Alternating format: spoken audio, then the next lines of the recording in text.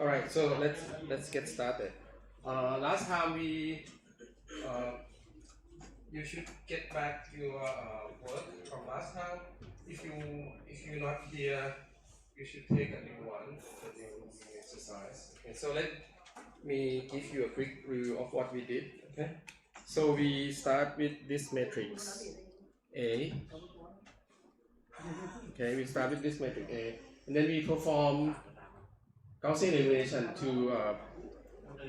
to transform the matrix into matrix A into matrix B. We refer to matrix B as a matrix in the low echelon form. Okay, so the matrix in the row echelon form, you can look at it. It's look like for each row, the number of the leftmost non-zero columns move to the right.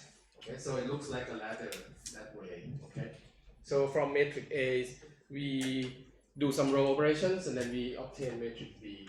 Okay, now we will look at the first subspace that we will look at today is what we call the row space. Okay, row space. So a row space is the span of all the rows. Okay, so we have row R1, R2, R3, and R4, right? So the row space of A, I would refer to C of A transpose. So we don't have the notation for the row space. We have the notation for column space. So if we take the transpose of A, when we take a transpose, we switch row and columns. Okay, so the column space of A transpose is the row space of A. So basically, the row space of A is span of, we have these four vectors: R1, R2, R3, and R4. Okay, so that's the row space of A. Okay. Now we would investigate the property of this row space. Okay. When we look at vector space, so a row space is a vector space. What is a vector space? Okay, it's the set of vectors, right? With some properties. So what are the properties? So there are three properties of a vector space, right? The axiom of a vector space. First, it has to. Okay, V is a vector space. Okay, you need three properties. First of all, has to contain zero. Okay, zero has to be inside it.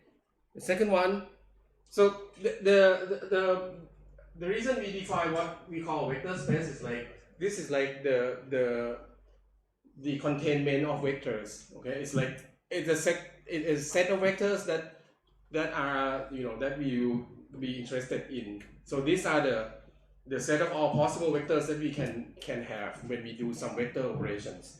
So what are the possible vector operations that we looked at? First, we should be able to scale vectors. Okay, so given a vectors, we should be able to multiply it with some scalar. Okay, so the first property that we need in the vector space is like when we perform this scalar multiplications, we won't get out of this space.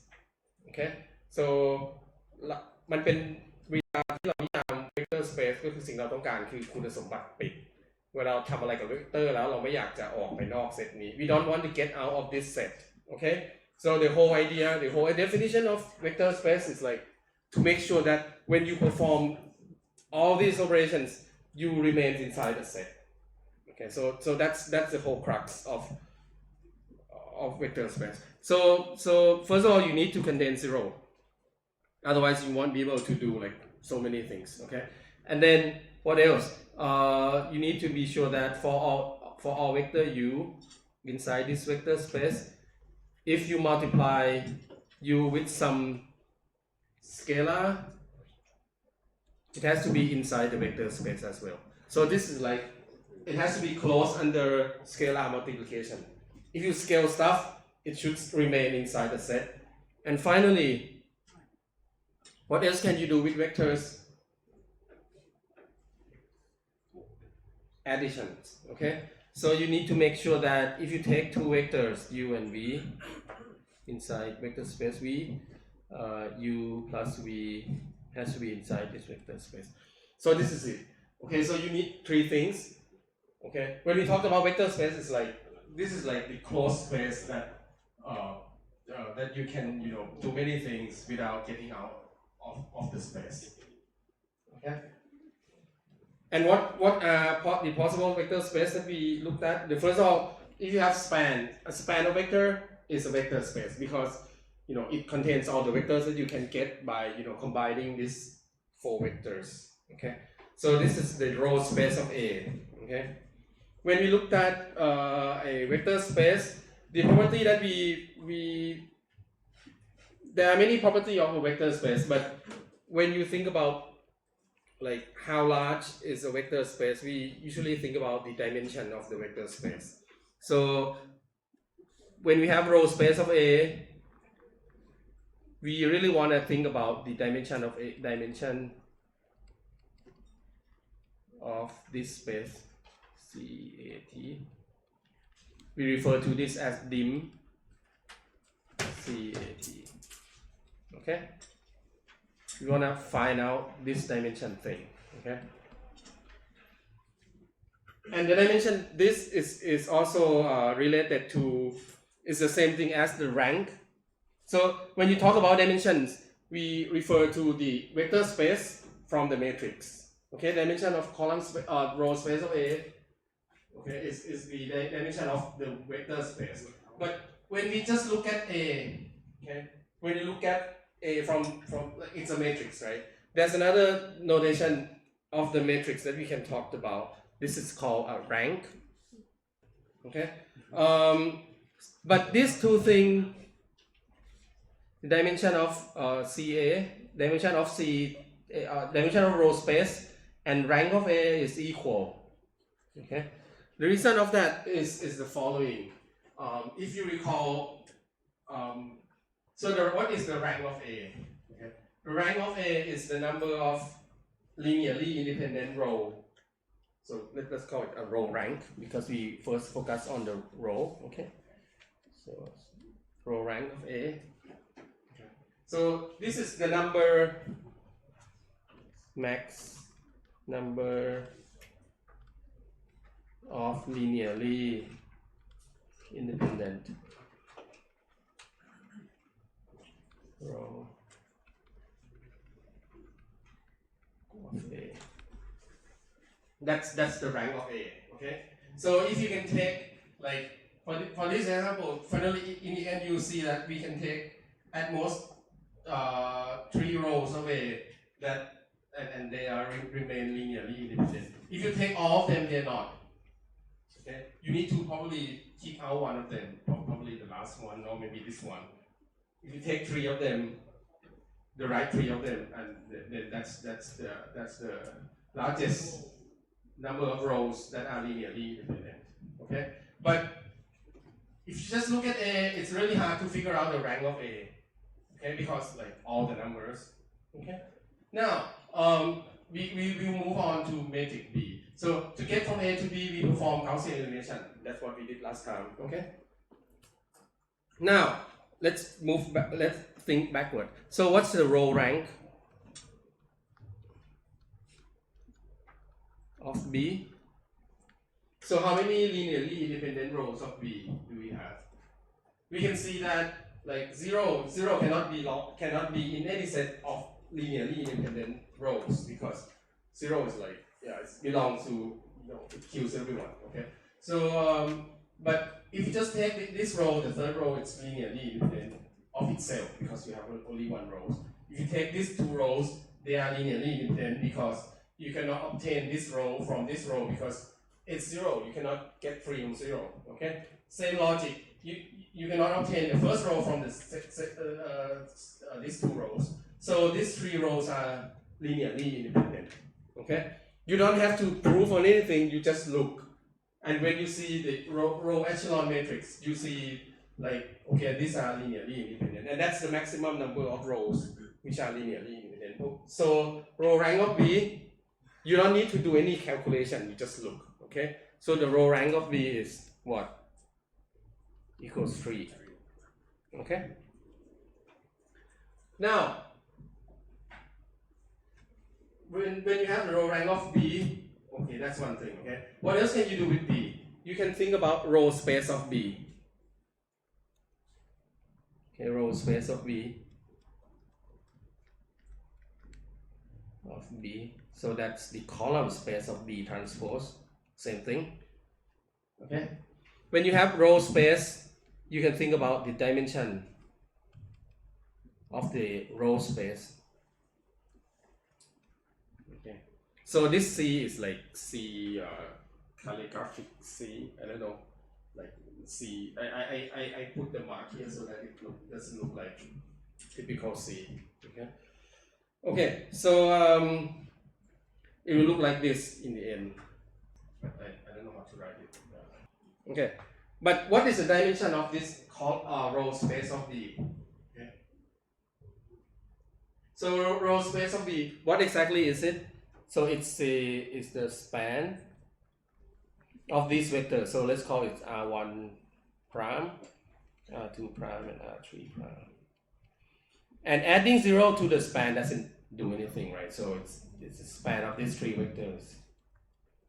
You know that we have a prime here, okay? So this is also a vector space spanned by these 3 vectors, okay? But what is the dimension of this space? If you recall, the dimension is the size of the basis of the space. What is the basis of a space? So a basis is a set of vectors that first of all span the space. Okay, the span of this set of vectors is the vector space, and they are all linearly independent. Okay, they are all linearly. To hold these, first the span has to be equal to the space. Secondly, they have to be linearly independent. Do these 3 vectors form a basis of the row space of B? Yes, because first of all, the span is exactly the row space, and they are all linearly independent. Okay, so we have that this set R1 prime, R2 prime, and R3 prime. This is a basis of the row space of B. So the dimension of this is the size of this set, so the dimension of the row space is 3. Okay, when we look at B, everything is easy because it looks nice, right? So we can see that these are the basis. This vector is the basis, okay? And we know the dimension directly, and it's equal to the row rank because that's the number of linearly independent rows. Okay. So this is what we did last time, and then we want to be able to talk about A. So we start with A. Okay, we start with A. But to be able to do something with A, we move to B, which looks nicer. Okay. Now, let me claim 2 things. Okay. So we want to say that the row space of A equals the row space of B. Okay. So this set, so these 2 green thing, okay, and this thing, they're the same. Okay. So if they are the same, what can we infer from that? If they are the same, then we know that the dimension is 3. Right? Because it's the same space. When it is the same space, so that's the dimension is 3. And also the rank of A is also 3. Because the dimension of this is the maximum number of linearly independent rows. Okay, so when we have this, we know that the dimension of this is 3, and we can figure out the rank of A as well. And we can also figure out the linearly independent rows, because like these 3 rows are from the first 3 rows, right? So this first 3 rows, they are also linearly independent. Okay. So the key thing is like to realize that they are the same. Okay. So let me give you the reason why they are the same really quickly. Okay.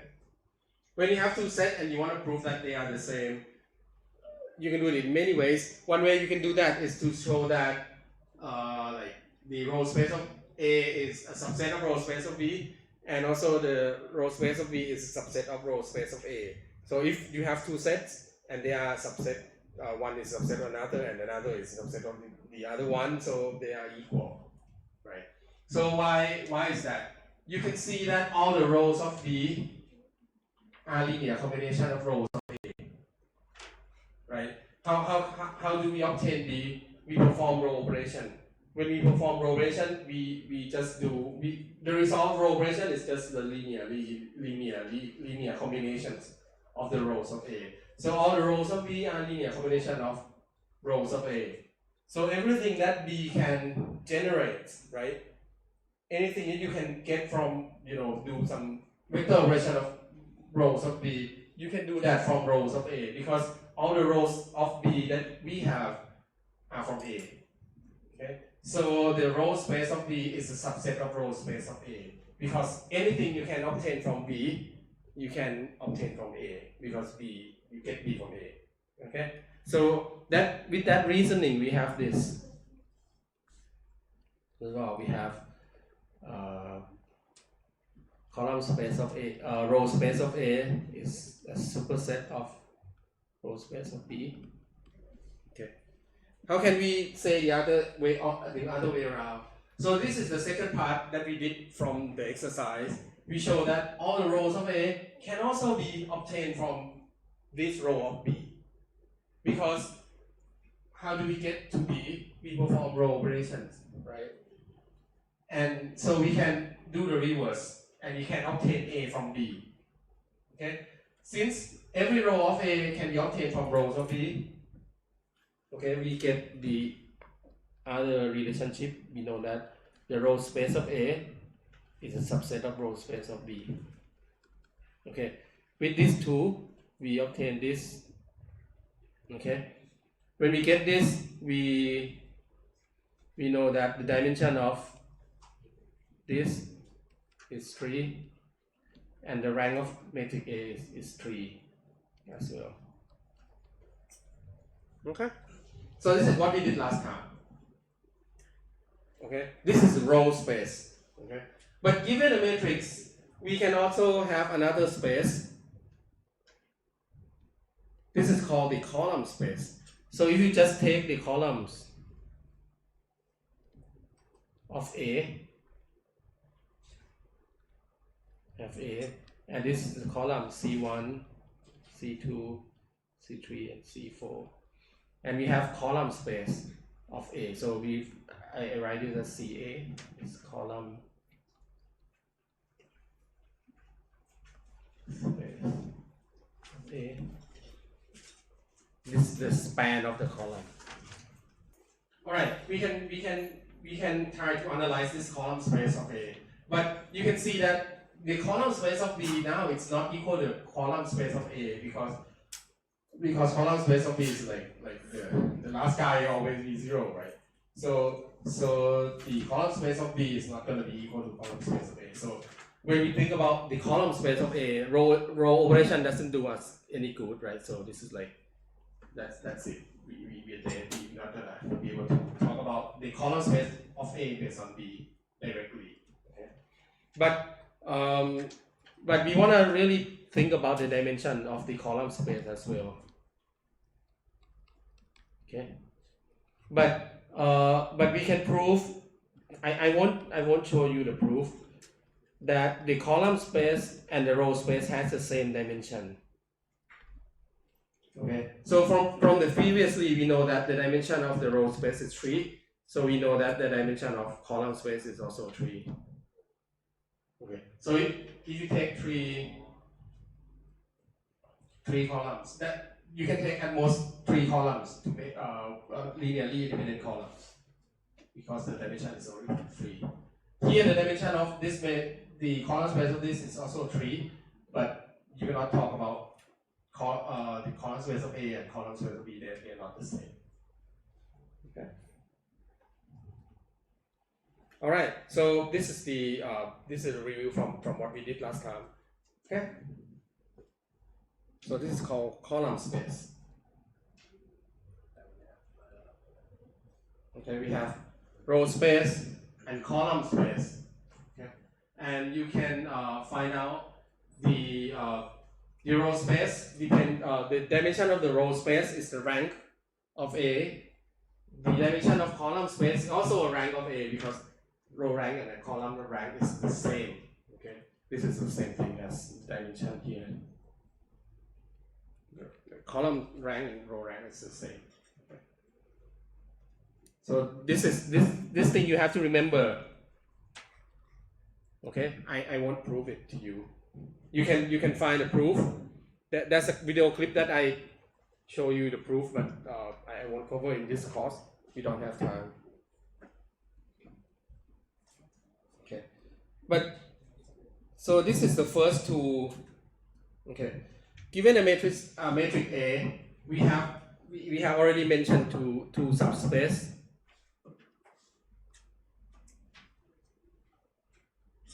First is a column space and row space. Okay. Now, the focus of today is these two guys, the null space and the left null space of A. Okay. So that's what we did. We will do that on the back of the exercise sheet. Okay. All right. So let's get started.